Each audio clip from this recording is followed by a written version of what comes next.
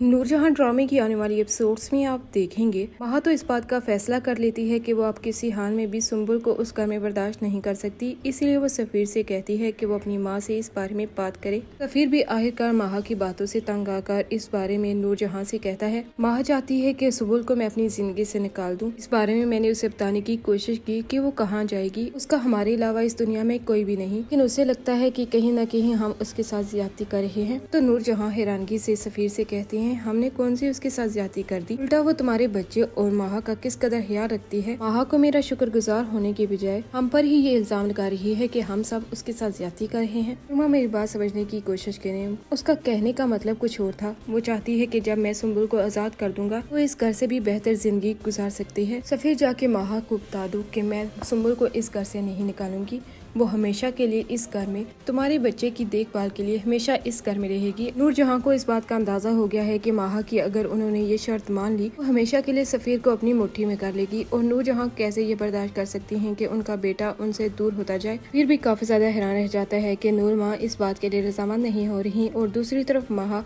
इस बात को कबूल नहीं कर पा रही। वो तो सर पकड़ के बैठ जाता है कि आखिर वो करे तो करे क्या। लेकिन कहीं न कहीं उसे सुम्बुल का भी एहसास है कि सुम्बुल ने अब उसने महा से दूसरी शादी की थी, इसके बावजूद उसका साथ नहीं छोड़ा, बल्कि घर वापस आने के बाद उसने सफीर का बहुत अच्छे से ख्याल रखा और उसकी देखभाल करती रही। यही बात अब सफीर भूल नहीं पा रहा। उसके दिल में कहीं ना कहीं सुम्बुल के लिए हमदर्दी पैदा हो गई है जिसे वो किसी सूरत पर खत्म नहीं कर सकता। फिर सुम्बुल के पास जाकर कहता है, मैं जानता हूँ कि तुम्हें ये सब कुछ देखकर कैसा फील हो रहा होगा, लेकिन तुम मेरी जिंदगी में किस वजह से शामिल हुई ये बात भी तुम्हें मालूम होनी चाहिए। मैं तुम्हें अपनी जिंदगी में शामिल नहीं करना चाहता था। मैं तो शुरू दिन से महा से शादी करना चाहता था, लेकिन नूर मम्मा ने मेरी शादी उस वक्त महा से करवाने की रजामंदी जाहिर न की, इसलिए मुझे छुपकर उससे दूसरी शादी करनी पड़ी। लेकिन कहीं ना कहीं तुम भी मेरी जिंदगी में शामिल हो गई। मैं तुम्हें अपनी जिंदगी में वो जगह कभी भी नहीं दे पाऊंगा जो मेरे दिल में महा के लिए है। सुम्बुल सफीर से कहती है, आप ये जानते हुए भी कि मेरा इस दुनिया में चचा चाची के अलावा कोई भी नहीं, और वो चचा चाची जिन्होंने मुड़कर मेरी तरफ देखना तक गवारा नहीं किया। शायद मैं उन पर बोझ बन गई थी अपने बाबा के इस दुनिया से जाने के बाद। अब चाहे तो मुझे आजाद कर दें, वैसे भी मैं इस घर में खुश नहीं।